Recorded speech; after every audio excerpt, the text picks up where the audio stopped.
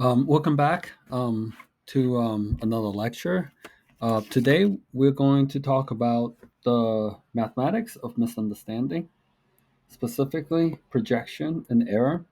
I'm Professor Wu. So let's get started. In the last lecture, we learned the concept of span, right, in the last class. And the idea was really simple. Let's say you have this vector, and this is the tool available to you.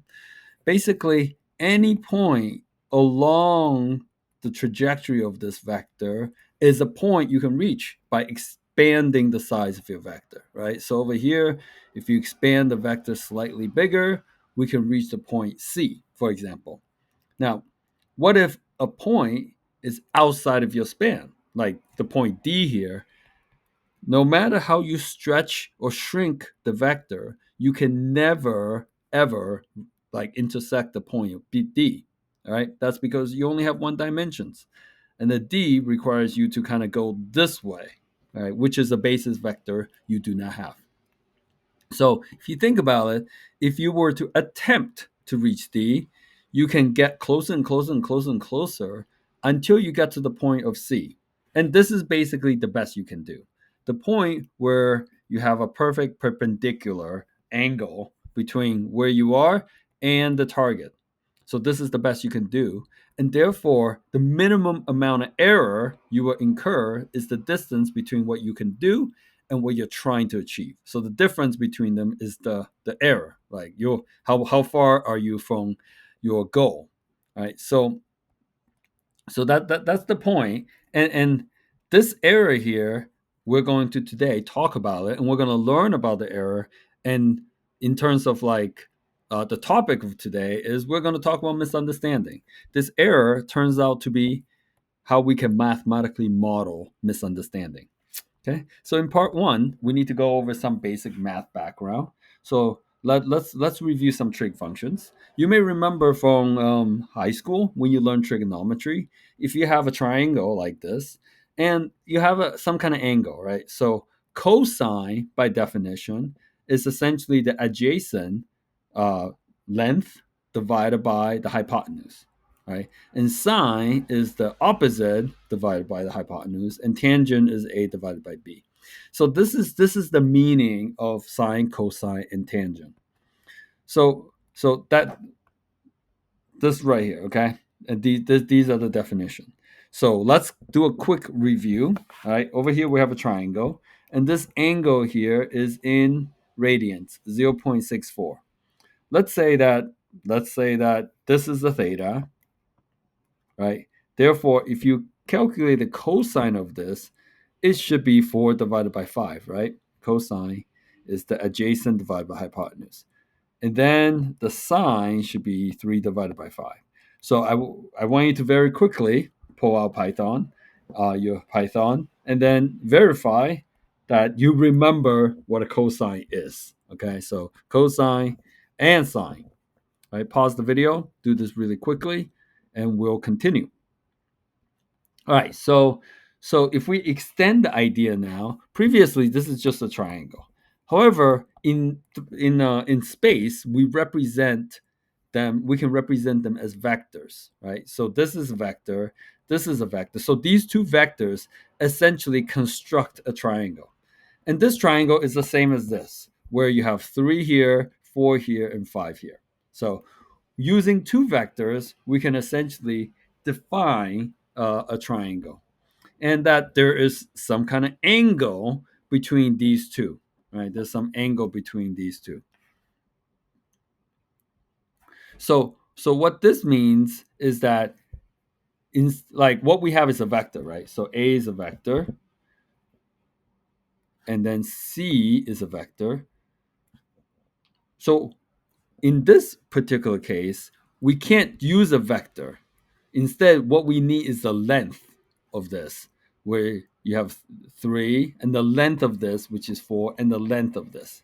And this is why I wrote that the L2 norm, which is the length, is equal to 3. Therefore, when we do a cosine with vectors, it's not A, but it is the length of A, right? The length of A divided by the length of C. Similarly, we have the length of B divided by length of C. So basically, instead of when we have vectors, we need to take another step of converting it into a length before we can do sine and cosine. All right, let's take another second, very quickly, see if you can use NumPy and verify that the cosine of this, the cosine of this angle, which I is it 9.2? Yeah, maybe, yeah. Basically, I want you to verify cosine of this is equal to A divided by C. Okay.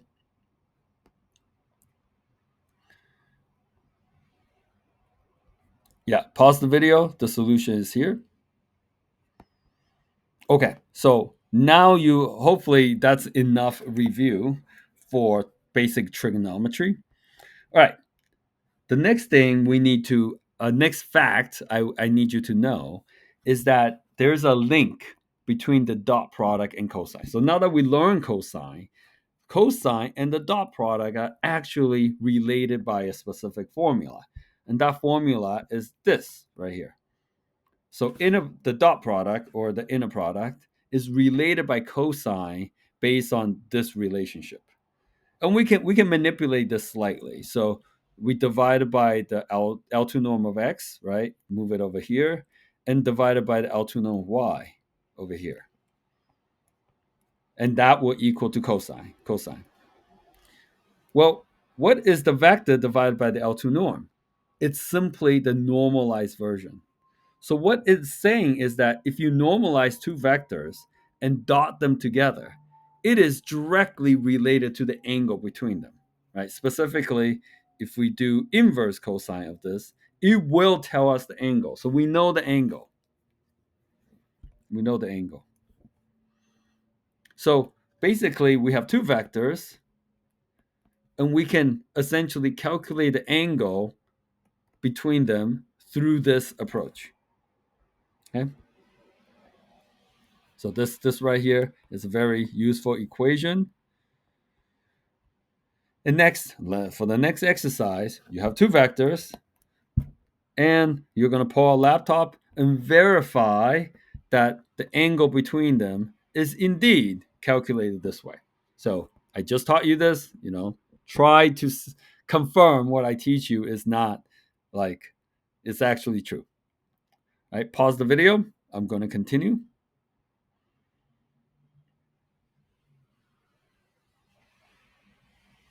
All right. So we learned two things. We review cosine, like trig functions.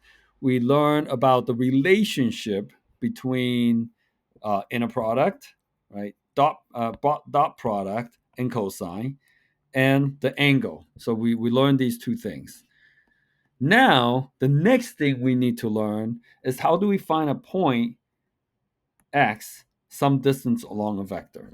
What do I mean by that? Well, let's say we have a vector x at 5, 2. This is 5, 2, 5, 2. And the length between here to here is 2. Okay, so the distance is 2 here. The next question I want you to be able to answer is, if the distance between 0 to c is 2, what point is c?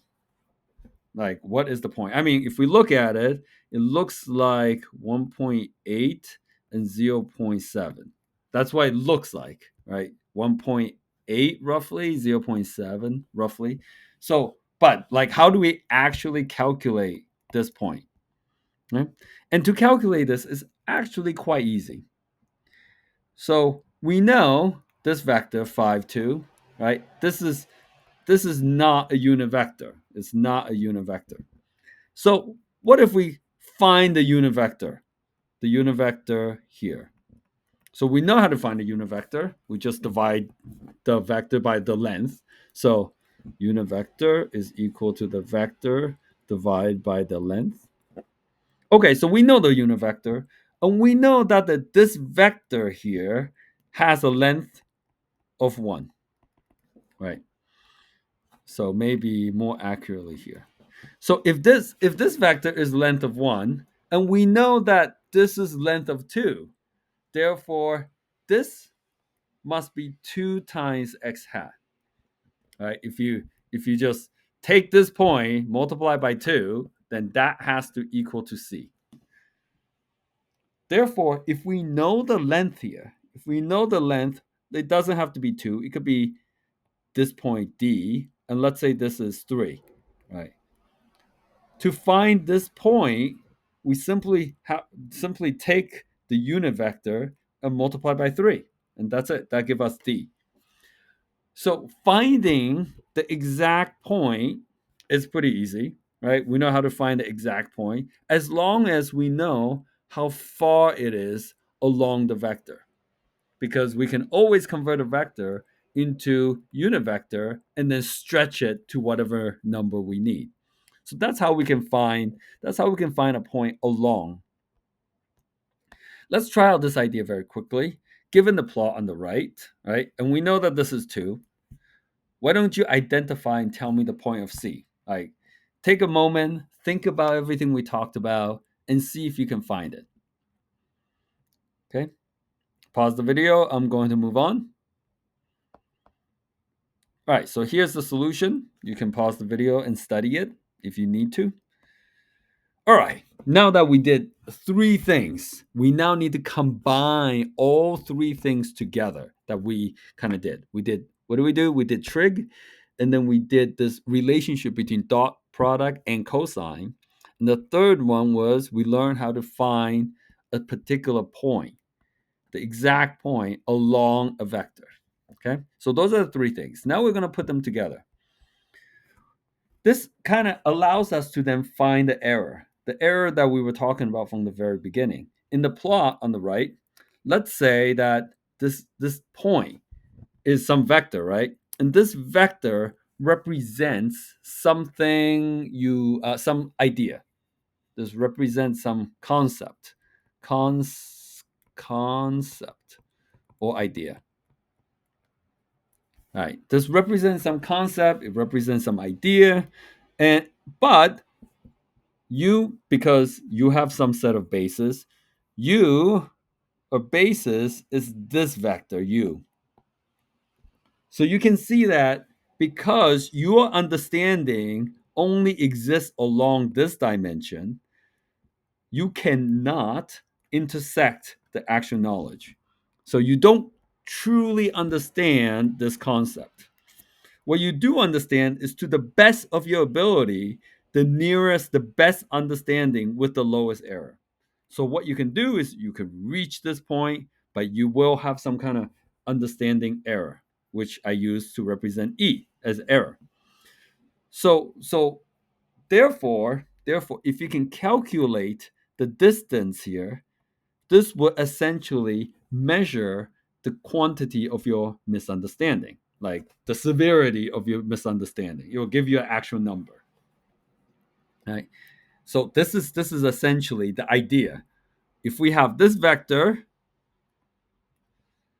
that's the information, and this vector is your capability, the tools available to you. And therefore you will incur some kind of error if you cannot span this point. All right, let's see if we can put everything together.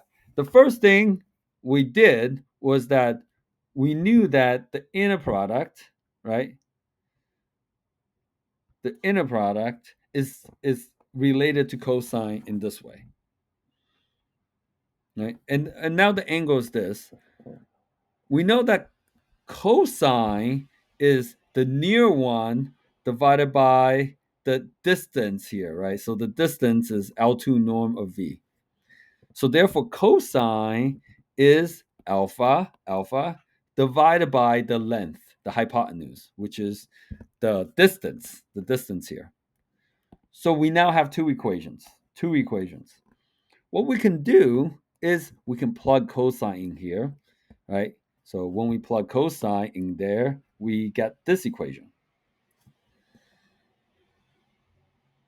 Well, from this equation, notice how V2 cancels out. So all we have to do is divide it by the norm here, U norm, and we get alpha. So we now have an expression of alpha. It's essentially it's essentially saying that if we have v, which doesn't change, we divide it by u. So u is going to divide it by u norm, which gives us that this is must be a normalized version. So what this tells us is interesting, is that if we have this piece of information and then we want to figure out what alpha is, the distance from here to here, this is alpha.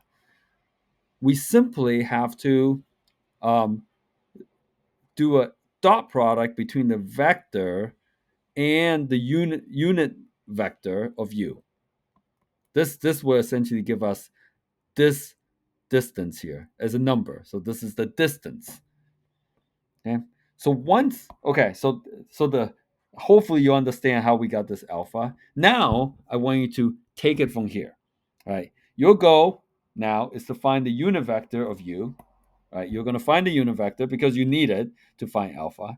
And then I want you to find the alpha. You can use Python to calculate this. I mean, yeah, I think you should use Python. And then why do we need u for alpha? Right? Well, we need u because that's literally the equation. And then once you have the unit vector, then I want you to identify the point D.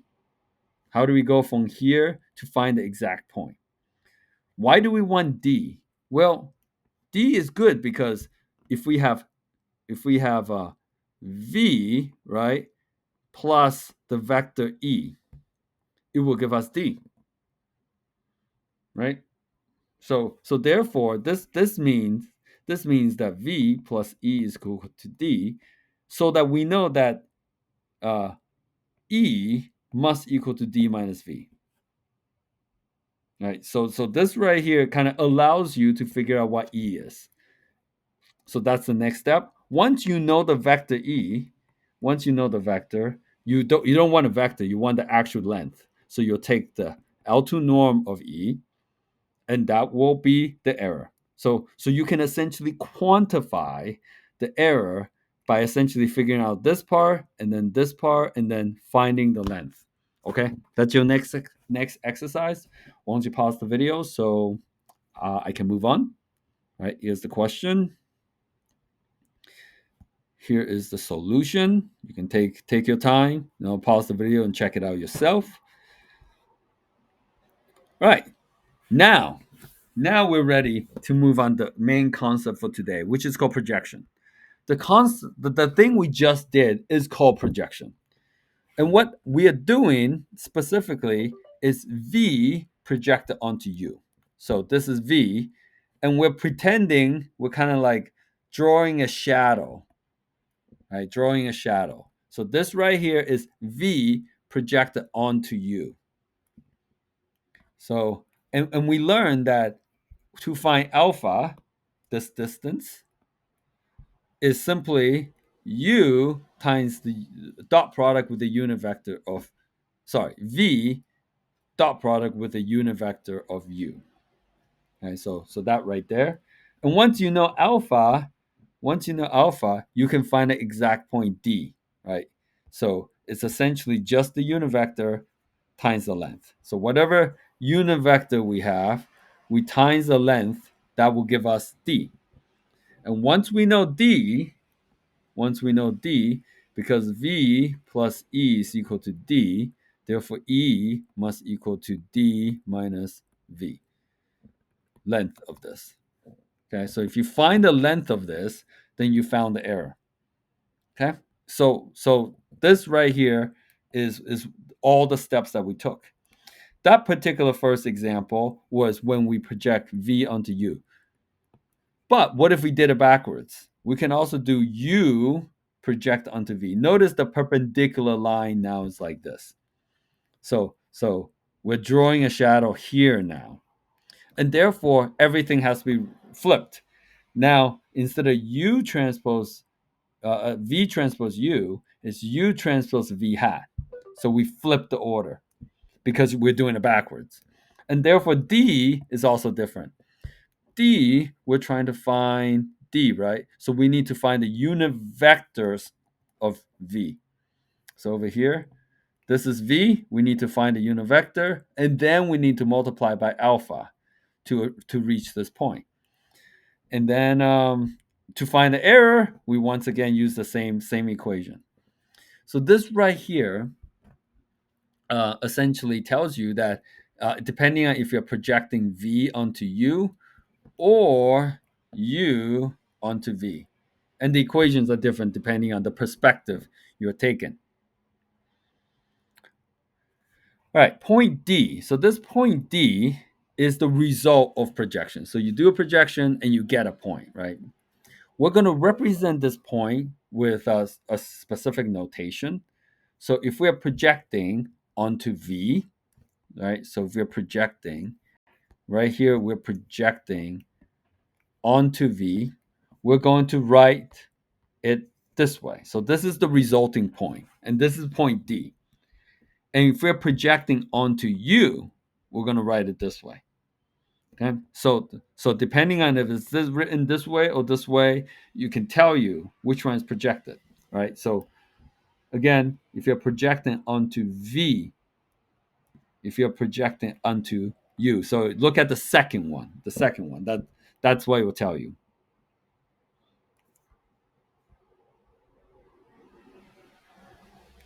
So therefore, the projection, which is we learned previously, like if we're projecting into V, it's V hat times alpha. And we knew that we knew that alpha is U transpose V hat. So this right here, you need to take a second and study. Right. So basically, what was it? We knew that we knew that uh did I write it somewhere? Yeah. We knew that the distance alpha, right, is equal to U transpose V hat. And then we knew that D, which we previously called, which is equal to X U transpose V hat, is actually equal to alpha V hat. Now, if we just plug this in, so we have essentially the expression. Like we combine the two equation so that previously you had to do two steps to reach D, but if you combine two steps, you'll only have one step. Okay, so this equation here will give you the projected point, which is right here, right? If you're trying to find the projected point, you want to follow this equation.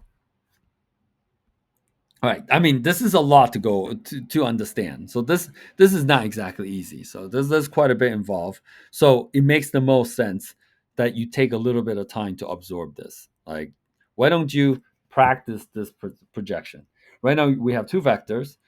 What is the intersection point from V projecting onto U? So this is V and this U. So we're projecting it down, okay, this way. So what are you trying to find the intersection point? And what is the distance between 0 and the point of intersection? What is that distance? And then what is the projection error, right? So what is this projection error? This takes a while, like really try to understand the concept. Because like if you don't understand this, then later on it will be very difficult for you to understand other stuff. So over here is the solution. Okay, you can pause the video, check it out. It takes a bit of practice, so try again. This is another question. You really want to pause the video, try it. You'll actually save more time doing these exercises. Over here is the solution again for that. All right. Projection. Why do we talk about projection? Because we can use this to model this idea of misunderstanding. To demonstrate like how error can occur when we hear or see something, why don't you read this sentence? All right. Well, this sentence, unless you speak all four languages. So, what are the four? Russian, English, Arabic, and Spanish. If you can speak all four languages, then you span the message. However, for me, I only understand English. English. So there's a lot of unknowns. So I have no idea what, and actually, I think this means orange. I think. Anyways, the point is when I see this, this is in a space that I do not span. So let's say this is my vector. Therefore, my best understanding is a dog. That's all I understand. I don't know anything else. And there's some kind of error. Right? So you can think of misunderstanding something because you actually don't span the knowledge.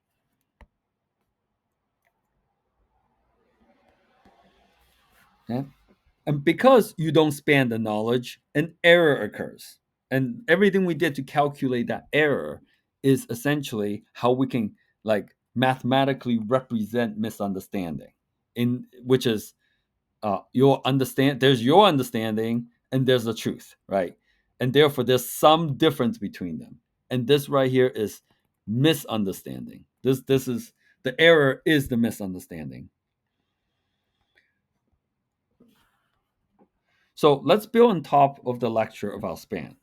So we have some concept, that's the goal, in the way we understand the world, right? Maybe we understand the concept of white, right? So white, and we represent those understanding as some kind of vector. So we understand it. We can understand bigger vectors, more white, or not so white. Well, let's go towards black, right? So we can, based on the understanding of white, we can have more white, less white, all by scaling this. And then we have another concept called dog, which is yet a different vector. So so white is here, dog is here. So those are ideas that have nothing to do with each other, and therefore like some kind of combination of them could be like a white dog. Let's add these two concepts together. A white dog. So a white dog in this particular case is a 1 1, right? So this right here is right here. So this is a white dog. Okay. Now we can change up the vector. So this right here, half white, is not so white anymore, plus dog. So this vector would be half white dog. Or let's say two dogs. So you have, if you add them together, it's two half white dogs. So you get the point. Basically, these ideas can be constructed if you possess the basis. If you don't possess the basis, however, let's say that this doesn't exist. You don't understand the concept of white because I guess you're colorblind or whatever the reason. You only understand the concept of dog, right? Therefore, therefore, your best understanding has to be the projection. So all you understood was the dog, just as all I understood was dog here, because my basis did not project, does not consist of Arabic or Russian or Spanish. Right? I don't really understand those. Therefore, um, I will only understand dog. Right? This is a way which we can model misunderstanding. You have to play with it to understand. So let's continue with our analogy. We have white and we have dog, and therefore we have the idea of white dog. And assume that you don't understand the concept of white. Now take a second and see if you can find a point of projection. Right. So after you project it down, what point is it that you have, and that is basically your understanding instead of the truth. And then after that, try again to find the error. Okay, pause the video. I am going to continue. Over here is the solution. Right. So projection has really interesting implications in life. So today we are teaching AI to do facial recognition, right? So therefore there's me, right? And then this is what there's a truth, right? Truth. And then AI has some kind of basis. And just because they see something and they think that is true, we could have errors. So here's an example. This is a picture of me. However, if I were to ask AI to look at me, this picture, and then tell me exactly what they see, which is actually pretty close. Right, the hair is similar, the hairstyle is the same, um, the jacket is the same, the background is the same. A lot of similarities, but we're us humans are very good at facial recognition. So, would you ever mistaken this person with this person? No, no, because we're good at it, and they're not as good at. I mean, this is an older model. Like a newer model might be able to do better. So if we use facial recognition to find criminals, you can imagine that this guy commits some crime, and the facial recognition might come over and grab me instead, right, and say that I did it because the facial recognition is so says that they are the same person when they're not. And it's interesting that these projections. So this is a projection based on their best understanding, right? However, you can constrain the projection as well and say that I want you to project directly onto a new basis. This new basis here, xy, right? This is the original xy. But when you projected this new basis is a different perspective, right? You're looking at it from a different set of x-axes and y-axes. So let's say you put the perspective of that the only basis you have are anime characters, right? So if we ask the AI to be only able to see anime characters, they will take my picture and convert it into this. So this is like an anime character. I guess it looks kind of like me, or you can have different bases such that if you ask the AI to put it in a perspective where they're in love with me, right? So suddenly I don't look like this anymore. I look like this, which I don't mind if people, when they see me, I look like this. Seeing different things, right? So here's the implication of the misunderstanding of, like, if you understand the concept of projection. The world, we understand the world through a set of bases. So as we essentially grow up, we all have unique personal experience. And as we experience the unique personal experience, we form completely different bases. Very, very different. My basis is different from yours. And because we all grew up differently, right? Obviously, all of our bases are different. This results in the possibility of two people seeing the exact same thing. They can look at the same thing, but actually perceiving completely different things. And we can see this really easily. Let's say this vector is the actual event. This happened. And then you may not be able to span it. You don't understand it fully, but this is your understanding. This right here is your understanding. And yet you have a friend. This is their understanding. Therefore, when the event happens, and it happens very quick, you try to understand it, and your best understanding is right here, is this dot. And their understanding is this dot. This is the best they can achieve with a minimum amount of error. So, therefore, look at how different the two of you see things, right? It's very, very different. And the distance between them is the misunderstanding between people, right? So there's misunderstanding in comparison to the actual truth. And then there's misunderstanding between you and another person. Okay? So like this ultimately is how we today are going to we model like the idea of misunderstanding. Now, we can use projection, what we learned today, to understand like our polarized world today. Right? As you've probably noticed, that the country right now is very polarized. And the politics that we have has, like, I know people that have broken up families. Like, some of my friends don't talk to their parents because of political difference. So politics has kind of like hurt us a lot as a society, and it's interesting because we can kind of use what we learned today about projection to explain what's happening, right? So let's say you own a company, a social media company, we'll call it Facebook, and you make money, right? You make money based on user engagement and eyeballs. The more eyeballs are looking at your website, the more ads you can sell, the more money you have. And from the algorithm essentially tells you that anger and disagreement, when people disagree and they're fighting with each other, it maximizes user engagement.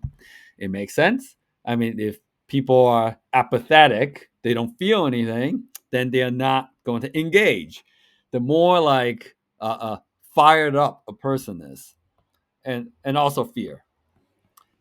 These things maximizes engagement, right? If you see something that could hurt you, you're gonna pay attention to it, right? And you realize that by showing different news, just showing different things to different people, you can essentially push their basis vector far apart.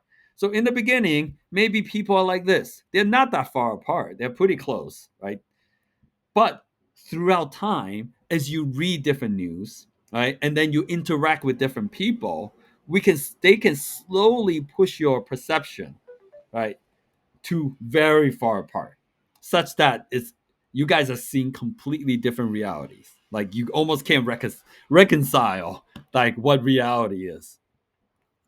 And when this happens, when you push people's perception apart, then there's a lot of misunderstanding, right? A lot of misunderstanding, and that maximizes engagement and therefore profit. Profit. So engagement leads to profit. Okay. So let's say you own this company. You own this media company. What would you decide with this algorithm?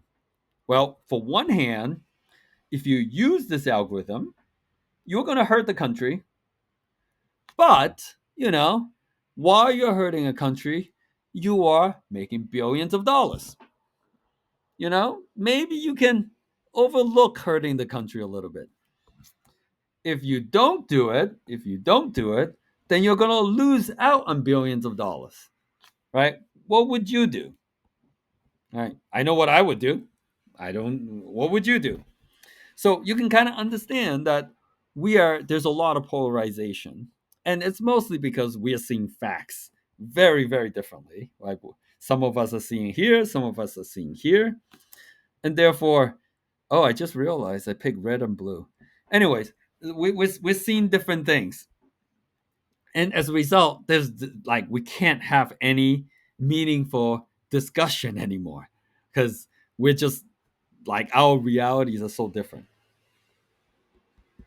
Now, projection, like I told you, can model how people see different things. This was it was a pretty famous picture a couple of years back. And this picture, like some people sees the dress in blue and black.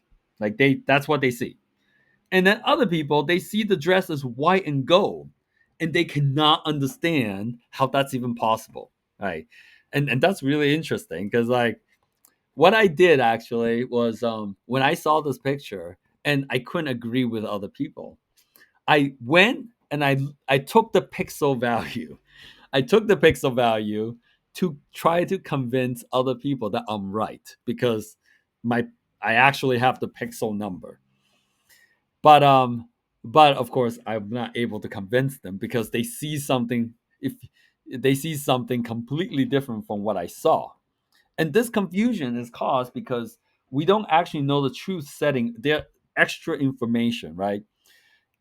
If we assume the dress was lit by daylight versus the dress was actually in the shade, and depending on that brain assumption, we just automatically see things different, right?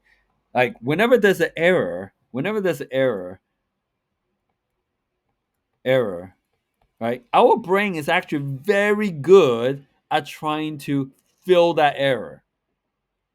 Like just and our brain is seemingly just does it automatically without our conscious, right? Our brain really feel like if I say it's raining cats, right? Our brain just fills in the blank automatically.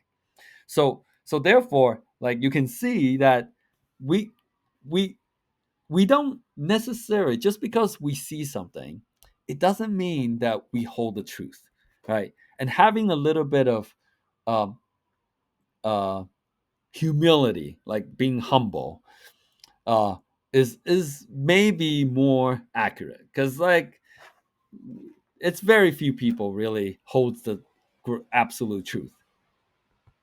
All right, so let's try this ourselves. Given that the dress, let's say the dress is some vector, and your basis vector, this is what you're capable of perceiving, and your friend's basis vector is this. Now project this the dress onto your basis vector and identify the vector representing what you saw. Okay, and then project the dress onto your friend's basis vector and identify the vector representing what he saw. So you're basically doing this thing right here. Let's see if you can figure out what is it that you see, what is it that your friend sees, and then you can essentially figure out the error. I want you to figure out the error between you and the truth, and then the error for your friend, right? And then you can then quantify the misunderstanding, right? So this basically you make some error, and then you and your friend will have some kind of difference of opinion. Okay. All right. So I think that is it for today. This is the solution. Here's another one. That's it for today. I will see you in the next lecture.